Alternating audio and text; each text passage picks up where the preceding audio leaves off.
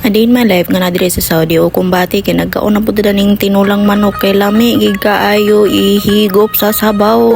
Dugay na wala ka higop na pud sa sabaw mo nang nag kuan gid ko nagpursige gid ko diri nga makakaon ko diri tinulang manok. Di ba? Gibutangan na nila ko na sa Bombay.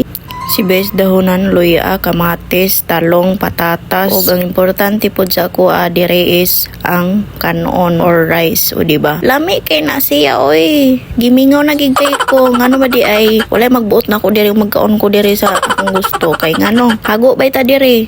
Dili ka magsige magpaturapak dire nga magpaloy-luya ka. Ikaw gud na trabaho. Ayaw gipagpaapiki dire. O, nga diya, naghigop-higop na siya o ang person o nigana na po datong kaon kay nakapalit kog iPhone diri sa Saudi for the first time. Lagi sana all dagan kay nakasana all lagi. Pero ang sana all nato lagi diri magsakripisyo sa tag trabaho ay ha sa makapalit sa atong gusto na unsa ka ba ay pagsige paturapak di magsana all ka. Hala pag trabaho ikaw ra gid nagdala sa imong swerte mo nang paglihok o di ba? Lihok tao kay tabangan ta ka mo nang giingon sa Ginoo mo nang go for the goals.